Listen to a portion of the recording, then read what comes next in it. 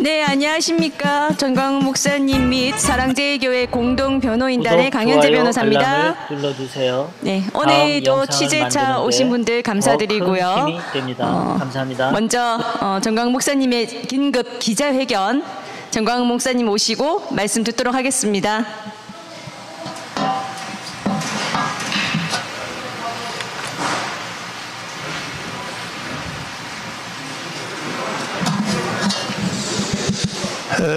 바쁘신데 우리 언론사 여러분, 이 누추한 우리 교회까지 와주셔서 감사를 드립니다.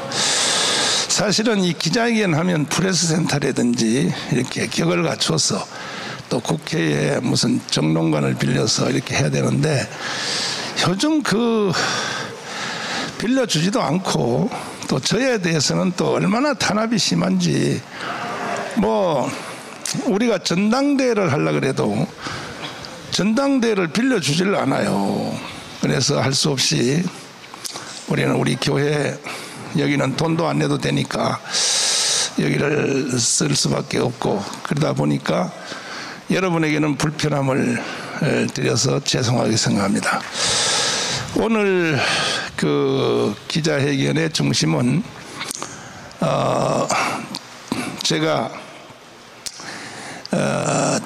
저는 이제 복음을 위하여, 목사이기 때문에 또 복음을 담는 그릇인 국가를 위해서 모든 일을 다 해봤습니다. 제가 전국에 다니면서 약 한 2,350회 이상의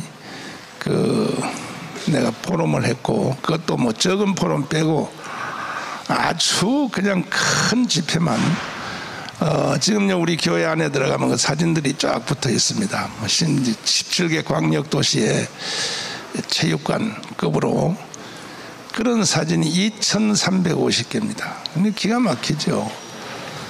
그 외에도 또 강화문 운동, 한기총 대표회장, 제가 할 것은 다 해봤는데도 역부족이라서, 나라가 곧 북한으로 이제 넘어가기 직전에 처해 있어서 이게 백약이 무효구나 해서 결국은 정당으로 맞짱 뜰 수밖에 없어서 국민혁명당을 선포했는데, 그래서 오늘은 그것을 중심으로 여러분들에게 말씀을 드리겠습니다.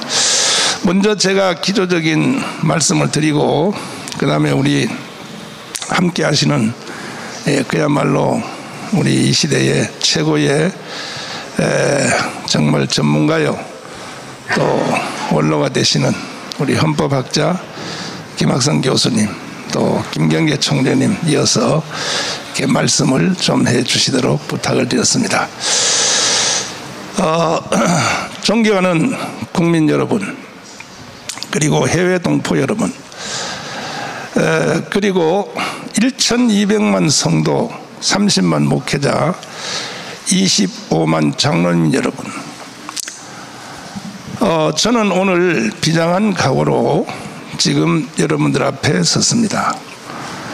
건국 후 70년 동안 우리가 이 나라를 지켜보려고 각자 자기의 자리에서 최선을 다해왔건만, 우리가 오늘까지 살아온 것이 다 수포로 사라지고, 문재인 대통령이 대통령이라고 불러야 될지, 저걸 반역자라고 불러야 될지, 대통령이 오스트리아에 가서 완전히 대통령은 고사하고 대한민국 국민으로서는 해서는 안 될 발언을 서슴없이 하고 돌아왔습니다. 거기 가기 전에 4월 3일 날 이미 벌써 제주도 4.3 사건에 가서 대한민국을 남로당의 나라라고 공식 선포를 한 적이 있습니다. 이것은 헌법 위반 정도가 아니고, 이거는 여적죄 정도가 아니라 이건 국가 반역자입니다. 그리고 나서 이번에 또 오스트리아에 가서 문재인 대통령이 하는 말이, 오스트리아가 2차 세계대전에서 패전국가임에도 불구하고 좌우 합작을 잘해서 모범이 되었다. 이제 다음은 한반도 순서다. 그 남북 좌우 합작을 이제 한반도에서 하겠다. 이걸 공식 선언을 했습니다. 이 말은 무서운 말입니다.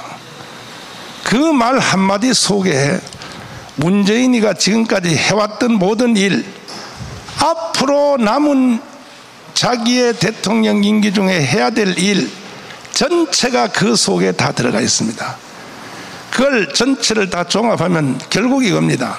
우려했던 그대로 나는 반드시 내 임기 전에 대한민국을 해체하고 북한에다가 갖다 바칠 것이다. 그 표현은 뭐 낮은 단계 연방제가 되든지 뭐 좌우 합작이 되든지 표현은 어떠하다 할지라도 실제 내용은 결국은 건국 후 70년 동안 추진했던 남로당의 세력들이 북한의 통전부와 함께 야합을 해서 이루었던 바로 대한민국 적화, 대한민국 해체, 그것을 자기 임기 중에 하겠다고 하는 것을 공식 선언을 했습니다. 존경하는 국민 여러분, 어떻게 해야 되겠습니까? 문재인은 지금 목숨 걸고 이 일을 하겠다고 국내에서 국외에서 선포를 하고 있는데 우리는 어떻게 대처를 해야 되겠습니까? 그럼에도 불구하고 우리 국민 여러분들이 깨어나지를 못하고 아직도 무슨 뭐 문재인이가 하는 그 주사파 정책이 정상적인 정책 중에 하나인 줄 알고 아직도 줄줄 빨고 다니고, 심지어 기독교의 목사들까지도 정신을 못 차리고 있으니 대한민국에 무슨 희망이 있겠습니까?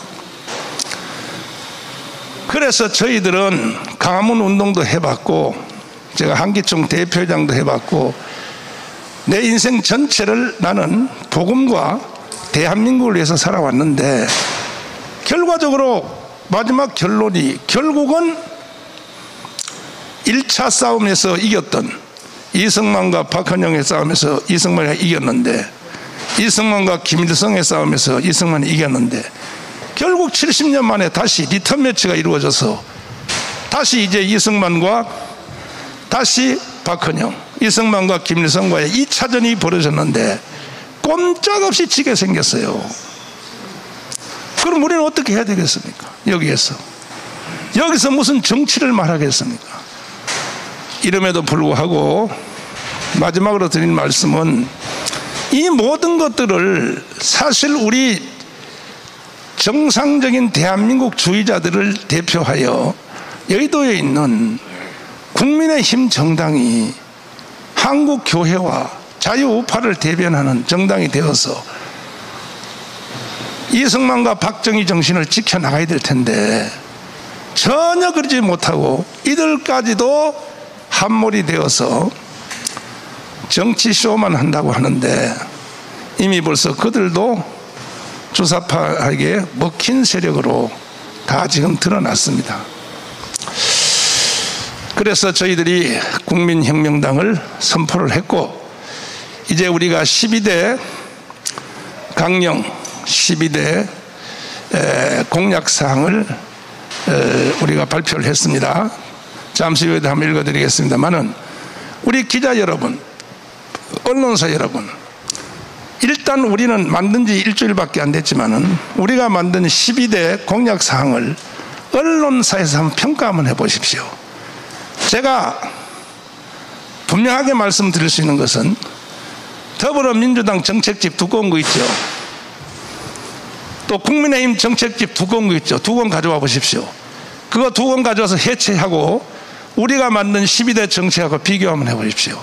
어느 것이 대한민국 정신이고 그야말로 정당이 추구해야 될 가치가 있는지를 여러분들이 한번 평가 한번 해주시기 바랍니다. 책이라고 한 것은 두껍다고 내용이 있는 것이 아닙니다. 이제 앞으로 우리는 더 이것을 확대해서 디테일하게 12대 정책을 120대 정책으로 확대하기 위하여 우리가 내일 모레 목요일 날, 내일 모레 글피 목요일 날 역시 우리 장소를 안 빌려주기 때문에 아침 7시에 우리 국민혁명당과 그 다음에 대한민국에 있는 모든 시민단체와 그 다음에 최고의 전문기관인 교수님들을 모시고 3대 기관이 연석회의를 이 자리에서 우리 본당에서 진행하도록 하겠습니다. 그리하여 120대 정책을 완성을 하려고 합니다. 언론인 여러분들도 많이 도와주시길 바라고, 특별히 지금 아주 긴급한 사건은 차별금지법입니다. 차별금지법은 국내 대한민국만 망치는 게 아니라 세계 인류를 망치는, 이것이 바로 공산주의 정책이 나타난 사건 중에 하나가 차별금지입니다. 인류를 망쳤습니다. 교회를 다니든지 안 다니든지 여러분 소돔과 고모라 얘기는 다 아시잖아요. 그리고 로마의 폼페이 섬의 비극은 다 아시잖아요. 지금 소돔과 고모라의 하나님의 심판과 오늘날 이루어진 코로나와 사건과 뭐가 다를 바 있습니까? 지금 인류가 코로나를 통하여 하나님 앞에 징계를 받고 있습니다. 현재 폼페이 섬의 멸망과 오늘날 일어난 이 코로나 사태, 전 세계를 뒤엎고 있는, 그게 무슨 관계가 있습니까? 한번 살펴보십시오. 그런데도 정신을 못 차리고 정치인들이 마지막 꼭 불벼락을 맞아서 소돔과 고모라처럼 한번 멸망을 당해봐야 되겠습니까? 그래서 우리 국민혁명당은 철저히 보안법을 지켜내고 차별금지법 철저히 우리는 지켜내고, 그리고 동성애 이슬람 차별금지, 그리고 무엇보다 중요한 대한민국 헌법을 반드시 지켜내어서 세계의 G2 국가로 자유통일을 이뤄내는 우리 정당이 되도록 하겠습니다. 너무 감사를 드리고, 이 세부 사항은 우리 김경희 총재님 또 김학성 교수님 통하여 여러분들이 잘 이해해 주시기를 바랍니다. 감사합니다.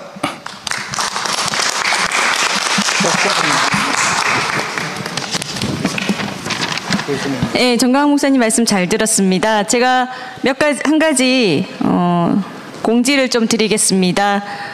국민혁명당과 여러분들 잘 아시는 국민특검단 전국 변호사단이 협력하여 공동으로 문재인 정부의 코로나19와 관련된 모든 불법, 거짓, 인권 탄압, 정치 방역, 자신을 반대하는 국민들을 탄압하기 위한 수단으로 이 코로나 방역을 악용한 악랄한 그 행태에 대해서 국민혁명당과 국민특검단 전국 변호사단이 공동으로 진상조사를 하기로 했습니다. 이것으로 하나하나 파악되는 것들이 있을 때 가장 먼저 1순위로 문재인 씨를 현재는 대통령이기 때문에 형사소추가 안 된다는 걸 이용해서 마구잡이 범죄 행위를 하고 있는데 민사소송을 제기할 예정입니다. 문재인 대통령은 대통령의 신분으로 있으면서도 전광훈 목사님을 상대로 사실상 형사 고소, 또 최근에 어떤 청년을 상대로 고소한 사실 알고 계실 겁니다. 대통령이 국민을 상대로 형사 고소를 하는 마당에 이 국민이 대통령에 대해서 심각한 불법과 범죄와 피해에 대해 민사소송 제기는 너무나 당연한 것이라고 할 것입니다. 앞으로 이와 관련해서 철저히 진상조사를 하고, 이 공동 진상조사단의 목적은 코로나와 관련해서 특히 지난 8.15 집회를 전후하여 문재인 씨를 정면으로 규탄하는 핵심 세력이었던 전광훈 목사님, 그리고 8.15 집회자들, 전국의 성도들, 이들만 집중적으로 코로나를 이유로 탄압했던, 그리고 온갖 거짓이 판쳤던 것에 대해 이미 확보된 거짓이라는 증거들이 나와 있는 상황입니다. 이에 대해서 더 명확히 밝히고 반드시 문재인 씨 개인을 상대로 우리 국민도 민사소송 제기할 수 있다는 것을 보여주고 사법부의 준엄한 판단을 받도록 진행할 예정입니다. 그리고 이후 이 기자회견 진행에 대해서는 우리 이은재 목사님께서 계속 이어서 해주시겠습니다.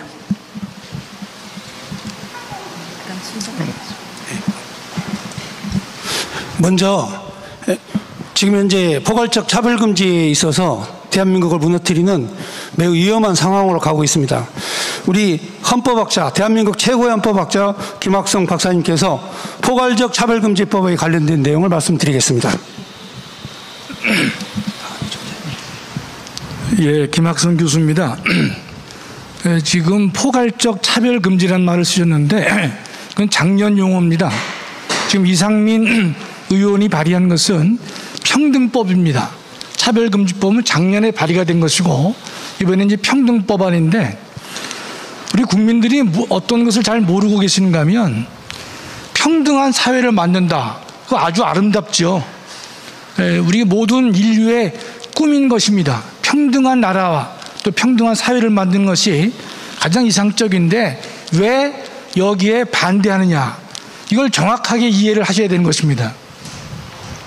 길게는 말씀 못 드리겠지만 현재 우리나라에 현행법에 국가인권위원회법이 있습니다. 그 2조를 보면 20몇 가지 사유를 다 명시해 놓고 이런 이유로 차별하지 말라라고 현행법에 나타나 있습니다. 차별하지 말라고 현재 돼 있어요. 두 번째는 국가인권위원회법 이외에 개별적으로 차별을 금지하는 법이 20개 이상이 만들어져 있습니다. 예를 들자면 장애인 차별하지 마라. 남녀의 임금을 차별하지 마라. 그런 구체적으로 차별을 금지하는 법률이 20여 개나 만들어져 있습니다. 현행 대한민국은요, 차별을 막기 위해서 물샐 틈 없이 법 체계가 완성되어 있습니다. 문제는 뭐냐? 지금의 평등법은 핵심이 다른 데 있는 것이 아니라 동성애를 비판하지 말라는 데가 포인트입니다. 우리가 동성애를 하는 사람들에 대해서 그를 차별한다거나 그를 예컨대 모욕을 준다거나 그건 옳지 않지요. 당연히 해서는 안 되는 것입니다. 그런데 사람마다 동성애에 대해서 지지하는 사람도 있고 반대하는 사람도 있단 말이죠. 이 법의 핵심은 반대 자체의 말을 하지 말라는 것이에요. 이게 이 법의 핵심입니다. 이거를 호도해서 모든 사람들에게 평등한 사회를 만드는 것을 꿈꾸고 이것을 실현하기 위한 법이다라고 선전하고 있는데 그건 목표가 아닌 것입니다. 가장 중요한 핵심은 동성애 자체에 대한 비판을 하지 말도록 하는 것이고 두 번째는 동성혼을 가능하게 하는 법입니다. 그래서 우리가 반대를 하는 것입니다. 예컨대 작년에 포괄적 차별금지법은요 4개의 영역에 대해서만 차별을 하지 마라 라고 했었는데 금년에 발의된 평등법은요 일체의 영역 제한을 두고 있지 않습니다. 따라서 개인과 개인 사이에 사적인 대화를 하더라도 동성애를 비판한다. 이거 차별행위가 되는 것이에요. 두 번째, 대학이나 신학대학에서 교수가 강의를 하는데 동성애 잘못됐다라는 자신의 견해를 밝혀도 차별이 되는 것이에요. 교회에서 목사님이나 우리가 또 성당에서 신부들이 동성애가 잘못됐다라고 얘기해도 차별이 되는 것입니다. 따라서 우리가 가장 주목할 대목은 동성애 비판 자체를 못하게 하는 것은 모든 국민의 첫째, 표현의 자유를 침해하는 것이고 두 번째, 종교의 자유를 침해하는 것이고 세 번째, 학문의 자유를 중대하게 훼손하는 것입니다. 그래서 안 된다는 것입니다. 우리가 보면 평등이란 이름으로 결국은 자유를 말살하는 것입니다. 우리가 한 걸음 더 나가보면요 평등 사회를 만들려고 노력한 사람들이 공산주의 사회 사상이고 사회주의 사상이란 말이죠. 지금 국가보안법을 폐지하자고 주장하는 사람들이 대부분 다 이 평등법 제정을 찬성하는 사람들입니다. 넓게 보면 그 흐름이 같다라고 볼 수 있는 것입니다. 결론적으로 현행 국가인권위원회법 20개가 넘는 개별적 차별금지법이 존재하고 있고, 우리가 개인적으로 어떤 동성애자에 대해서 심한 모욕적인 발언을 한다면 지금도 현행법으로 처벌됩니다. 모욕죄로 처벌되는 것이에요. 명예훼손으로 처벌이 가능합니다. 따라서 근데 지금 이 평등법은요, 그 단계를 넘어서 일단 동성애 자체를 비판해서는 안 된다는 데 초점을 두고 있기 때문에 여기에 학자들도 양심과 표현과 학문과 종교의 자유를 근본적으로 위협하고 있기 때문에 잘못됐다는 것입니다.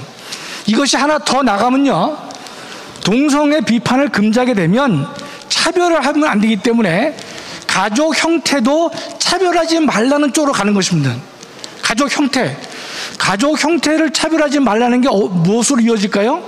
동성혼이라고 하는 것도 차별하지 말라, 이렇게 논리가 이어지기 때문에 우리는 여기 대해서 정면으로 반대하는 것이고, 교회 교인의 입장에서만 반대하는 것이 아니라, 제가 대학의 교수로서 헌법 교수로 있지만 성경을 논외로 한다 하더라도 이것은 국민의 표현의 자유, 학문의 자유, 종교의 자유의 본질을 근본적으로 침해하고 있기 때문에 허락될 수 없는 것이다, 이렇게 말씀드릴 수가 있겠습니다. 이 정도 하겠습니다. 고맙습니다.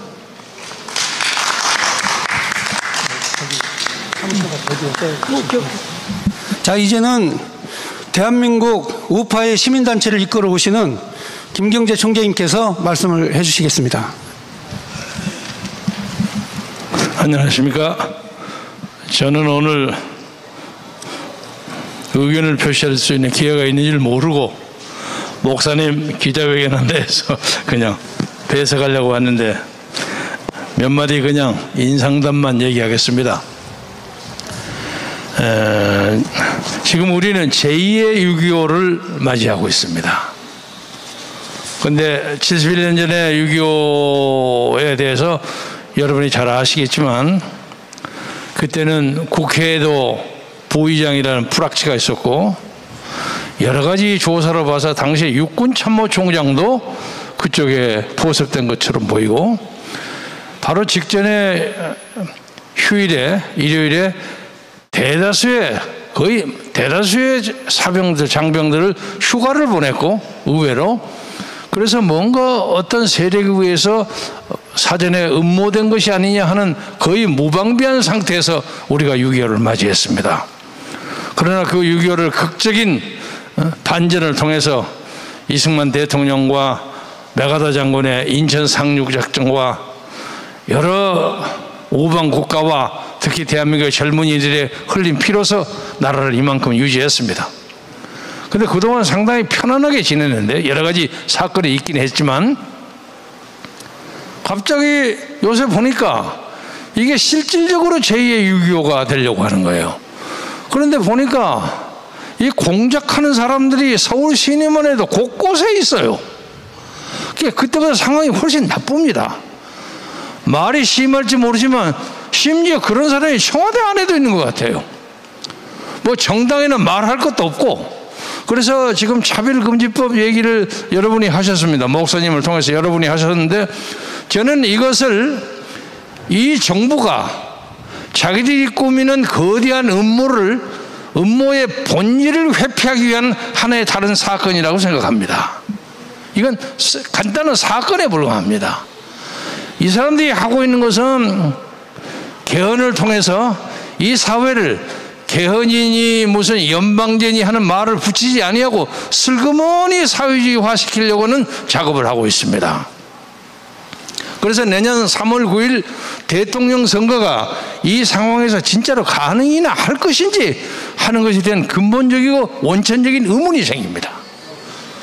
그래서 국민 여러분들께서 나라를 사랑하시는 분, 그리고 우리의 선조들과 아버지와 삼촌과 아저씨들이 지킨 이 나라를 유지하기 위해서는 이제 정신을 바짝 차려야 할 때입니다. 당시요 6.25 직전에도요, 신성모 국방부 장관이 뭐라고 큰 소리를 쳤는지 아십니까? 북한 놈들 저거 별거 아니다. 새벽에 공격하면 아침은 해주에서 먹고 점심은 평양에서 먹고 저녁은 압록강 저변에서 먹는다 큰 소리 쳤습니다. 우리가 저거 일패도지 시킨다. 그런데 우리는 그 얘기를 우리 국방부 장관 굉장히 용기 있구나 이렇게 생각했는데 이것이 결과적으로 우리의 어떤 자위 능력, 방어 심리를 약화시킨 것이 아닌가 그런 느낌이 듭니다. 그래서 과장하지 않고 지금 국가적 민족적 위기입니다. 그래서 우리는 이번에 이런 제2의 6.25에 대한 방비도 하려니와 내년 3월 9일에 있을 대통령 선거에 대비해서 지금 저쪽에 더불어민주당은 뭐 이재명이니 뭐 등등이니 전당대 일자니 뭐 하고 있는 거 그건 그대로 놔두고, 그리고 거기는 분화가 될수록 우리에게 나쁘지 않습니다. 분화가 많이 될 겁니다. 이쪽에 소위 우파의 문제인데, 흔히 하는 말로 좌파는 부패로 망하고 우파는 무슨 분열로 망한다는 말이 있어요. 그런데 요새 보니까 대통령을 하겠다는 사람 쭉 보면 장점도 있지만 다 약점이 조금씩 다 있어요. 근데 약점을 한참 얘기를 하다 보면 이거 단합을 하기 어려워요. 예를 들면 유남욱의 전 검찰총장에 대해서 요새 제가 좀 지지하는 것처럼 보였던 모양이에요. 지지하는 조건으로 제가 분명한 조건을 걸고 있다는 건 대부분 사람들이 알고 있었는데, 오늘 아침에 제가 오면서 핸드폰을 보니까 어떤 사람이 고약하게 저를 욕을 했어요. 아주 화딱지가 날 정도로. 이 늙은 영감탱이야, 네가 어떻게 유남욱을 옹호할 수 있다는 말이냐, 너 쓸데없는 짓거리죠 뭐. 그러니까 이 사람은 전제를 빼놓고 막 욕을 하는 거예요. 이것도 분열 공작의 하나라고 생각합니다. 아직은 구체적으로 목사님, 우리의 최고 지도자이신 목사님하고 구체적인 디테일을 얘기를 못했는데, 사실은 오늘 제가 그 말씀을 드리려고 왔어요. 그런데 사전에 조금 맛보기로 말씀을 드리자면, 저는 이번에 이 북한에, 그리고 대한민국 안에 있는 주사파들의 이 거대한 공세를 막기 위해서 전 국민적 전선을 만들고, 전 국민적 전선을 만들기 위해서 우파의 대동단결이 필요합니다. 그래서 대동단결을 저는 우파가 공동정부를 수립한다는 자세로, 우리 국민혁명당이 자리를 깔아놓으면 많은 사람들 다 여기 와서 진짜로 아주 자기 실력을 뽐내가지고 전부 경선해라. 경선해가지고 예를 들면 1등하는 사람은 대통령 후보에 나가고, 2등하는 사람은 그 다음에 구상당 행정부장 국무총리하고, 이거 이제 선거법상 공직선거법의 문제를 조사해야 합니다. 전부가 그 정부에 참여하는 그런 연합전선을 피면 이길 수 있지 않을까 하는 그런 생각을 가집니다. 그래서 아직 이건 목사님한테 제가 말씀 못 드렸습니다. 구체적으로. 그렇지 않으면 조금조금한 사건을 가지고는 따기 시작하면 저쪽에 분열 공작에 우리가 할 일 없이 넘어가지 않는가, 이런 문제에 대해서 국민 여러분들, 자유민주주의를 지킨다는 원칙, 목사님 실컷 말씀하시죠. 자유시장 경제, 한미동맹, 기독교 입구. 저는 기독교 입구를 목사님에게 자꾸, 이거 목사님 미안합니다만 신앙의 자유, 종교의 자유를 바꿉시다. 그래서 불교도 카톨릭도 올 거 아닙니까? 그 말을 옳아요. 이렇게 말씀하시더라고요. 이것을 지키고 전제하는 사람에 한해서는 개인적인 약간의 흠결을 국민 앞에서 사죄하고 사과하고, 그리고 대동단결해서 나는 뭘 하면 이러한 나라를 만들겠다 하고 토론해서, 우리가 지금 이 고영주 고영일 대표님 계시지만 우리 지금 기본적으로 확보된 당원이 50만 원 넘죠. 저기 국민의힘 아무것도 아니에요. 우리는 100만 200만 만들고 여기서 판을 붙이면 휩쓸어 버립니다. 그렇게 만들어서 새로운 국가를 건설하는데 여러분의 뜻깊은 지원과 뜨거운 지원이 있기를 바라면서 말씀을 마치겠습니다. 감사합니다. 자, 다음은 성북구청장 이승로, 그리고 문재인에 대한 법적 조치에 관련된 그 내용 구주화 변호사님께서 말씀해 주시겠습니다. 예, 구주화 변호사입니다. 공동변호인단을 맡고 있습니다. 법적 조치에 대해서는 아까 강현재 변호사님께서 말씀하셔서 저는 이제 문재인에 대한 얘기를 조금 더 하도록 하겠습니다. 이틀 전에 제가 문재인의 본질을 완전히 까발렸더니 좀 난리가 났습니다. 문재인도 아마 들었을 수도 있는데 제 발언을 들었다면 문재인이 아마 잠이 안 왔을 겁니다. 문재인의 본질은 길게 말할 필요가 없습니다. 딱 9글자면 됩니다. 그때 제가 말씀드렸지만 딱 9글자. 적국의 대통령이 된 자. 이거 한마디면은 끝납니다. 적국의 대통령이 된 자. 문재인에게 대한민국은 조국이 아니라 적국이죠. 문재인에게 대한민국의 군인은 아군이 아니라 적군입니다. 그렇기 때문에 적군을 자꾸 축소시키고 적군의 힘을 빼는 것이죠. 너무 간단한 거 아닙니까? 그래서 문재인이 오스트리아에서 또 헛소리를 했다는데, 지난주부터 목사님이 자꾸 이 얘기를 하시는데 저는 모르겠는 거예요. 무슨 얘기를 했는지 몰라서 언론을 찾아보니까 하나도 안 나와요. 오스트리아에서 가서 밥 먹은 얘기만 맨날 나오고 무슨 얘기를 했다는 건지 전혀 안 나와서 보니까 연방제 통일을 하겠다. 근데 언론이 자꾸 이런 거를 숨기죠. 자꾸 감춥니다. 이 사람들은 자기의 정체를 떳떳하게 드러내지 못하고 숨기는 자들, 그게 바로 저 문재인 일당의 본질이죠. 그럼 왜 숨길까요? 통일을 하겠다, 하나로 만들어서 같이 함께 살겠다, 이런 거를 왜 숨길까요? 국민들에게 밝혀서는 안 되는 중요한 비밀이 거기에 숨겨져 있기 때문이죠. 문재인은 통일을 하기 위해서 자꾸 이 나라를 망쳐가고 있습니다. 대한민국이 점점 발전하고 잘 되고 잘 먹고 그러면 국민들이 통일을 하려고 할까요? 물론 그래도 통일을 하려고 하는 국민들이 있겠지만 또 많은 국민들은 잘 먹고 잘 사는데 왜 통일을 하냐, 이렇게 생각을 하고 반대할 거기 때문에 이 나라를 완전히 쫄딱 망하게 지금 만들고 있는 것입니다. 정치, 경제, 사회, 문화, 종교, 교육, 윤리, 도덕까지 완전히 망쳐서 더 이상 회생할 수 없을 때까지 이 나라를 망치고 그때 통일이라는 것을 미끼로 던질 겁니다. 이제 남은 건 통일밖에 없다. 통일을 하면 나라가 발전하고 대박이 날 것이다. 이런 말로 국민들을 속여서 자신이 원하는 방식의 통일을 하려고 하는 것이죠. 그게 바로 문재인의 지금 속내이고 거기에 맞게끔 4년 동안 이 나라를 의도적으로 완전히 망치고 있었던 것입니다. 그래서 8월 15일 이번 광복절에 온 국민이 밖으로 나와서 저 문재인을 끝장내고 반드시 끌어내려서 이 대한민국을 정상화하는 데에 우리가 앞장서야 할 것입니다. 집회가 없어도 우리가 모두 1인 시위를 하면 됩니다. 각자 피켓을 들고 각자의 주장과 각자의 의견을 밝히면서 저 문재인을 반드시 끝장내야 될 것입니다. 이상입니다. 자, 마지막으로 모든 어떤 그 법적 조치뿐만이 아니라 우리 국민혁명당에 관련된 내용을 기독자유통일당 대표 되시는 고영일 변호사님께서 말씀해 주시도록 하겠습니다. 예, 기독자유통일당 고영일 변호사입니다. 기독자유통일당과 우리 국민혁명당이 이번 주 금요일 통합전당대회를 통해서 공식적으로 합당 절차를 밟게 됩니다.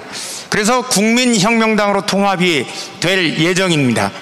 왜 국민혁명당이 여러분들한테 필요한지에 대해서 잠깐 말씀드리도록 하겠습니다. 방금 김학성 교수님께서 차별금지법에 대해서 여러분들에게 그 내용을 말씀드렸는데, 차별금지법은 다름 아닌 바로 가정과 사회와 국가를 해체해서 공산주의 법제가 완성됐다는 그 내용이 바로 차별금지법이라고 할 수 있습니다. 맨 먼저 공산당 선언에는 이런 내용이 있습니다. 노동자에게는 조국이 없다. 그러므로 잃을 것이 없다라는 내용이 나옵니다. 바로 이 내용이 차별금지법에 녹아 들어 있다는 겁니다. 많은 국가에서는 그 이름을 차별금지법, Anti-Discrimination Act, 또 어떤 국가에서는 Equality Act, 평등법이라는 이름으로 나옵니다. 그러나 기존의 차별금지법이라는 이름 때문에 기독교와 많은 건강한 가정을 생각하는 국민들이 반대를 하니까 이상민 의원이란 그 사람이 이름을 교묘하게 평등법으로 바꿨습니다. 영국에서 평등법이란 이름으로, 즉 Equality Act란 이름으로 지금 시행되고 있는 이 법안이 나오는데 차별금지법의 다른 이름입니다. 거기에는 국적에 따른 차별금지가 있습니다. 왜? 노동자, 공산주의자들에게는 바로 국가가 없기 때문입니다. 대한민국의 국적에 따른 차별금지를 했을 경우에 가장 혜택을 누리는 자가 누가 되겠습니까? 바로 대한민국에 110만 명이 들어와 있는 중국인들입니다.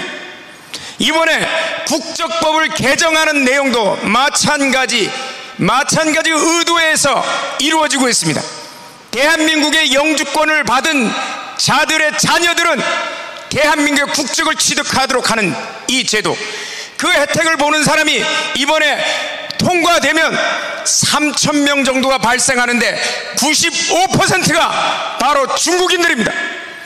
그들이 들어와서 110만 명이 한꺼번에 들어와서 대한민국 우리 자녀들의 직장을 위협하고 이미 뺏어갔고 우리의 일자리를 뺏어갔고, 그런데 이제는 국적에 따른 차별금지를 하면 대한민국 국적을 소유하지도 않았는데도 불구하고 동일한 임금을 주고 동일하게 대한민국에서 투표권을 행사하고 110만 명이면 바로 광역시 하나를 완전히 장악할 수 있는 이런 숫자입니다.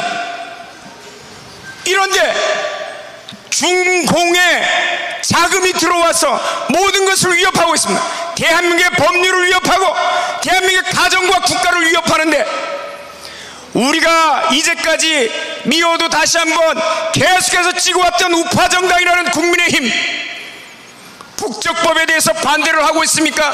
평등법에 대해서 반대를 하고 있습니까? 중국인들을 내쫓겠다고 중국에 가 있는 우리 기업들을 다시 유치하겠다고 이렇게 하고 있습니까? 못합니다. 왜냐고요? 기독자의 통일당이 2달 전에, 기독자의 통일당은 중국 공산당으로부터 정치 자금을 일체 받지 않습니다. 플래카드를 걸어놨더니 우리 당 말고 다른 당에서 그걸 떼달라고 난리예요. 여러분, 이 자리를 들어서 국민혁명당만이 바로 중공 정치 자금으로부터 자유롭기 때문에 대중국 강경 정책을 취할 수 있는 겁니다. 바로 국민혁명당은 앞으로 창당 이후에 대한민국에 들어와 있는 110만 명의 중국인들을 전부 다 내쫓고 우리의 일자리를 가져오며 중국으로 가 있는 공장들 다시 유치할 겁니다. 사드보다 더한 것들을 우리가 준비를 할 겁니다. 예컨대 요코스카항에 있는 미치람대 기지도 제주 해군 기지에 유치하도록 할 겁니다. 대중국 강경 노선을 취하면서 우리 국민들의 일자리, 우리 국민들의 모든 국가 안보, 이거를 해결할 수 있는 정당은 바로 국민혁명당밖에 없기 때문에 거짓 우파 국민의힘 한번 응답하라. 우리는 중공으로부터 정치자금을 일체 받지 않아서 중공에 대해서 할 소리 다 한다. 응답해 보시기 바랍니다. 그러나 국민혁명당은 거기에 대해서 완벽한 우리의 대응책들을 갖고 있습니다. 1조 달러를 중공에 대해서, 중공 바이러스, 코로나 바이러스에 대해서 우리 국가에 입힌 그 손해배상금 1조 달러 청구 소송까지 제기할 예정입니다. 이 돈은 우리 국민들을 위해서, 그리고 우리 자녀들을 위해서, 그리고 우리 국방을 위해서 다 쓰여지게 될 것입니다. 여러분들의 많은 지지를 부탁드리겠습니다.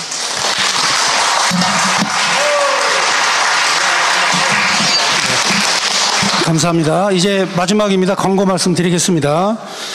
우리 국민혁명당이 12대 정책 시행을 위한 그런 특별위원회도 조직하고 12대 정책에 대한 공포를 항상 선언을 하였습니다. 그래서 오늘은 제가 12대 정책 시행에 대한 발표를 먼저 간략하게 하겠습니다. 첫째, 이승만의 4대 건국정신, 자유민주주의, 자유시장 경제, 한미동맹, 기독교 입국론, 박정희 대통령의 개발 정신으로 대한민국을 바로 세우고 헌법과 국가보안법을 지키고 4차원 국가에 도전한다. 둘째, 자유통일을 위하여 북한 정보원을 설립하고 북쪽을 점거하고 있는 북한 김정은 노동당 정권을 속기 해체하여 북한 동포를 구출한다. 셋째, 대한민국을 망친 주사파를 척결하기 위하여 독일에 만든 반나치법과 같은 반주사파법을 제정하여 주사파 세력과 그들이 만든 주사파 촛불 문화를 척결하고 불법 탄핵을, 박근혜 대통령의 불법 탄핵을 원천 무효화하고 대한민국을 부정한 문재인을 탄핵한다. 넷째, 한미동맹을 이스라엘과 미국을 능가하는 신앙동맹으로 승격시켜 세계를 선도한다. 다섯째, 연 경제 성장률 7% 달성을 위하여 중대기업을 10배로 확대하고 17개 광역도시의 송도, 신도시와 같은 기업형 첨단 도시를 설립하여 대한민국의 모든 병을 치유하고 G2 국가로 나아간다. 여섯째, 원상 회복으로 친환경화와 지구온난화를 방지하고 4차 산업을 주도하여 청년 스타트업을 통해 100% 고용시대를 창출한다. 일곱 번째, 전국 대학화를 통하여 대학 전면 등록금 면제, 국방 문제를 동시에 해결하고 5344 교육법으로 대한학교를 자유하고 동성애 이슬람 차별금지법을 척결한다. 여덟 번째, 상속세와 부유세를 폐지하고 세금의 영광을 부여하여 세금 제도를 능동적으로 개혁한다. 아홉 번째, 4차 산업을 무기화하고 북한이 핵무기를 포기할 때까지 우리도 미국과 연합하여 핵 재처리를 통해 핵 무장한다. 열 번째, 민간 세계교민청과 세계기독청과 광화문 이승만 연구소를 설립하여 세계 문화를 한류가 주도한다. 11번째, 전국 주택 유비쿼터스화 101 해변 관광도로를 건설한다. 12번째, 우리 당은 광화문 애국운동에 참여한 1150만 명 애국시민과 1200만 기독교인, 군번을 가진 2000만 애국시민을 기반으로 1000만 당원을 속히 확보한다. 이상입니다. 광고 말씀입니다. 자, 이 시간 이후에 인천 부평역 앞에서 지금까지 계속 전국 순회를 해왔던 국민혁명당 차별금지법 결사 반대에 대한 집회를 인천에서 인천 부평역 앞에서 실시합니다. 그리고 내일 1시에는 원주 국민대회가 있습니다. 원주 의료원 사거리 동보 노빌 타워 앞에 1시에 시작됩니다. 그리고 24일은 이 사랑제일교회에서 국민혁명당 전당대회가 있습니다. 오후 4시입니다. 그리고 25일 금요일 11시에는 경북 칠곡에 있는 다부동 전적기념관에서 6.25 행사를 국민혁명당이 주도하여 실시합니다. 이것은 이제 좀 특별한 그런 광고인데요. 정부가 6.25 전쟁 기념 그 행사를 하지 않습니다. 그래서 우리 국민혁명당이 민주당도 국민의힘당도 하지 않는 그런 6.25를 우리가 기억하면서 참전 용사의 그런 영령을 위로하고 대한민국의 반공정신의 그런 계승을 위해서 우리 국민혁명당이 앞서가지고 경북 칠곡에서 이 6.25 행사를 실시하게 됐습니다. 자, 마지막으로 우리 이렇게 참여해 주신 우리 기자 여러분들께 감사드리고 앞으로 우리 국민혁명당이 움직이는 모든 곳에 여러분들이 꼭 참석해 주셔서 보도해 주시기를 부탁드립니다. 대단히 감사합니다. 이만 기자회견을 마치겠습니다.